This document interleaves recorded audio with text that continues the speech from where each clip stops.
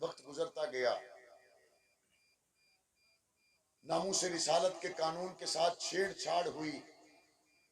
اس کے جواب میں خادم حسین رضوی نے فیض آباد اسلام آباد میں دھرنا دیا، لوگوں نے رنگ برنگی باتیں کی۔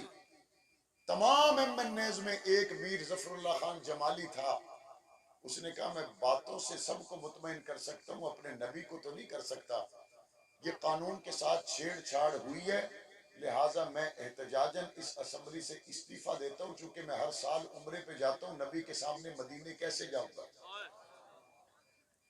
اس سچے عاشق رسول نے قومی اسمبلی سے استعفیٰ دیا، حضور علیہ السلام کی خدمت میں مدینہ منورہ میں پہنچا، اور اسی استعفے کے دوران اس کا انتقال ہو گیا۔ جب اس کا اس حال میں دنیا سے واپسی ہوئی، میں نے کہا واہ علامہ اعظم طارق، آپ کے انتخاب کو سلام، ایک ایسے سچے عاشق رسول جن کو حضور سے ایسی محبت کہ وزارت عظمیٰ کے منصب تک رہنے کے باوجود حضور کی عزت کی بات آئی تو اسمبلی سے استعفیٰ دے کر گھر چلا آیا، اور اللہ کو وہ ادا پسند آئی۔ اسی عشق مصطفیٰ میں اٹھائے جانے والے قدم میں اس وزیر اعظم کو اللہ نے اپنے پاس بلا لیا۔ وہ صرف مولانا لوگوں کی بات نہیں، عشق رسول جس دل میں ہو، غازی علم الدین میں بھی ہو، اللہ اس کو اونچا کر دیتا ہے۔ یہاں پہ جو مول لگتا ہے وہ غلامی مصطفیٰ کی وجہ سے لگتا ہے، اور کتنا لگتا ہے۔ غلام ابن غلام، حبشے کا کالا بلال، جب مصطفیٰ کی غلامی میں آیا تو حضور نے کعبے کی چھت پہ کھڑا کر دیا، اور کعبے کی چھت پہ بلال سے اذان دلوا کر بتا دیا جس کی نسبت محمد سے ہو جائے اس کو نیچے نہیں، میں محمد اس کو اونچا کرنے کے لیے آیا۔ نسبت مصطفیٰ کے ساتھ اللہ ہمیں رہنے کی توفیق عطا فرمائے۔ ہمارے محسن کون ہیں، ذرا دہرائیں، ہمارے محسن کون ہیں، ہمارے امام کون ہیں، ہمارے پیر کون ہیں، قرآن لکھنے والے کون ہیں، لکھ کر امت کو پہنچانے والے کون ہیں، نبی سے دین لینے والے کون ہیں، لے کر امت کو دینے والے کون ہیں، حضور کا جاگتی آنکھوں سے دیدار کرنے والے کون ہیں، حضور کے مکہ کے ساتھی کون ہیں، حضور کے مدینہ کے ساتھی کون ہیں، ہر دم ساتھ رہنے والے کون ہیں، کبھی نہ گھبرانے والے کون ہیں۔ سے گزرے تو انگلیاں منہ میں دبا کر عیسائی دیکھتے رہ گئے۔ محمد کے غلام گزرے، آنکھ اٹھا کے کسی نے عورت کو نہیں دیکھا، آنکھ اٹھا کے کسی نے خزانے کی ٹوکریوں کو نہیں دیکھا، کسی نے دائیں بائیں توجہ کی ہی کوئی نہیں۔ انہوں نے کہا بس بات سمجھ میں آ گئی، جن کی تربیت جو ان کی تربیت کر گئے، ان کی آنکھ میں حیا یہ ہے، جو ان کی تربیت کر گئے، جہاں لالچ کا تصور ہی کوئی نہیں، بس مان لو یہ سچے نبی کے سچے غلاموں کے سوا اور کوئی نہیں ہو سکتا۔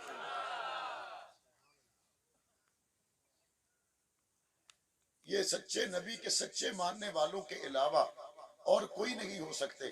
اللہ کے رسول نے ان کی تربیت کیسے کی، اللہ کے رسول نے ان کو تیار کیسے کیا، ان کو پروان کیسے چڑھایا، کہ پاک پیغمبر صلی اللہ علیہ وسلم کے قدموں میں بیٹھنے والے سیدنا عمر فاروق رضی اللہ تعالیٰ عنہ خود اپنے بارے میں یہ کہا کرتے تھے کہ میں تو وہی عمر ابن خطاب ہوں جس کو اونٹ چرانے کا سلیقہ نہیں تھا، محمد کے قدموں میں آیا، 22 لاکھ مربع میل کی حکومت چلا رہا ہوں۔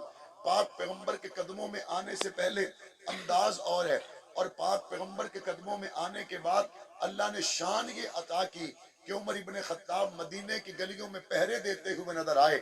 شان اللہ نے یہ عطا کی، اگر کسی عورت کے بچے رو رہے ہیں تو بیت المال سے جا کر اس کے بچوں کے لیے کھانا پینا خود اپنے کندھوں پہ لاد کر لائے۔ ساتھ غلام نے کہا میں اٹھا لوں، کہا نہیں، وَلَا تَزِرُ وَازِرَةٌ وِزْرَ أُخْرَىٰ، قیامت کے دن بھی اپنا بوجھ میں نے خود اٹھانا ہے، آج بھی تم مجھے میرا بوجھ خود اٹھانے دو۔ اور پاک پیغمبر کی تربیت اور صحبت اور نسبت مصطفیٰ کا اثر ان میں پھر دنیا نے دیکھا۔ جب بیت المقدس کی طرف سیدنا عمر فاروق رضی اللہ تعالیٰ عنہ روانہ ہوئے، یہ سرکاری سفر تھا، چاہتے تو جاہو جلال کے ساتھ جاتے، لاؤ لشکر کے ساتھ جاتے، لیکن عمر ابن خطاب نے بیت المال سے ایک غلام لیا، ایک سواری لی، اور اس سواری کے اوپر جب کھانے پینے کا سامان رکھا تو بیٹھنے کی ایک بندے کی جگہ بچی، تو کیا طے کیا؟ یہ طے نہیں کیا کہ دونوں اکٹھے سوار ہو جائے، کہا نہیں، اگر دونوں اکٹھے سوار ہوں گے تو سواری پہ ظلم ہوگا، ایک سوار ہو، اچھا دوسری سواری ساتھ لے جاؤ، کہا نہ دوسری سواری ساتھ لے کے جاؤں تو یہ مسلمانوں کا مال ہے، اس میں اسراف نہیں کر سکتا، جناب عمر فاروق رضی اللہ تعالیٰ عنہ مشہور واقعہ جب روانہ ہوئے، غلام سے یہ کہا چند قدم میں چلوں گا تم سوار ہونا، پھر ایک منزل میں سوار رہوں گا تم پیدل چلنا۔ چلتے چلتے بیت المقدس کے قریب پہنچے، سوار ہونے کی باری غلام کی آ گئی اور پیدل چلنے کی باری عمر بن خطاب کی آ گئی۔ اب یہاں ذرا غور کیجئے، پاک پیغمبر کی صحبت میں بیٹھ کر انصاف سیکھا فاروق اعظم نے، پاک پیغمبر کی صحبت میں بیٹھ کر عدل سیکھا فاروق اعظم نے، اور وہ نظر کیسے آیا، کہیں غلام سوار ہے اور کہیں آقا سوار ہے، کبھی غلام پیدل کبھی آقا پیدل۔ حضور علیہ السلام سے یہ عدل جناب عمر فاروق نے سیکھا۔ جب قریب پہنچے تو پیدل چلنے کی باری آقا کی آ گئی، سوار ہونے کی باری غلام کی آ گئی۔ غلام نے کہا میں پیدل چلتا ہوں، آپ سوار ہو جائیں۔ عمر ابن خطاب نے کہا نا ایسا نہیں ہو سکتا، باری تمہاری ہے، سوار تم نہیں ہونا ہے۔ یہاں پہ اس شاہ کے مصطفیٰ، اس شاہ کے صدیق اکبر کے لیے ایک اور جملہ بھی تحفتاً دیتا چلوں۔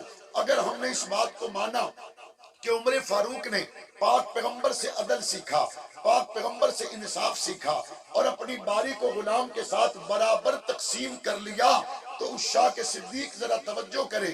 ہم یہ تو علماء کرام سے سنتے رہتے ہیں کہ پاک پیغمبر نے ابو بکر صدیق کی گود میں آرام کیا، لیکن ذرا مجھے بتائیے جب پاک پیغمبر کی نیند پوری ہو گئی، ابو بکر صدیق نے آرام کرنا چاہا ہوگا، تو جس پاک پیغمبر نے عدل عمر فاروق کو سکھایا کہ وہ اپنی باری پر غلام کو سوار نہیں کرتا اور غلام کی باری پر خود سوار نہیں ہوتا، تو کیا پاک پیغمبر نے اپنی نیند مکمل فرمانے کے بعد اپنی گود میں ابو بکر کو نہیں سلایا ہوگا؟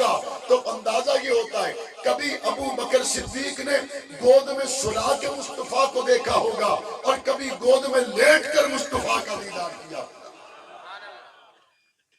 حضور نے جو عدل و انصاف سکھائے، حضرت عمر ابن خطاب جب بیت المقدس کے باہر پہنچے، یہ وہی بیت المقدس ہے جس کی خون کے آنسو آج پوری دنیا کے سامنے ہیں۔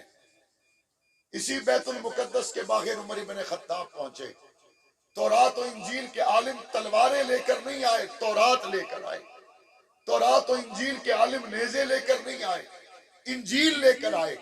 ایک نظر عمر ابن خطاب کو دیکھتے ہیں اور ایک نظر تورات کو دیکھتے ہیں، اور کہا ہزاروں سال سے جو عمر تورات میں تھا آج میدان میں ہے۔ چابیاں حوالے کر دی عمر ابن خطاب کے ذریعے۔ اللہ نے پہلے کعبے کا در کھلوایا، بعد میں بیت المقدس کا در عمر ابن خطاب کے ہاتھوں میرے رب نے کھلوایا۔ پاک پیغمبر کی آمد سے پہلے، پاک پیغمبر کی تشریف آوری سے پہلے حضرت ابراہیم علیہ السلام نے کعبۃ اللہ کو تعمیر کیا۔ کعبۃ اللہ کے تعمیر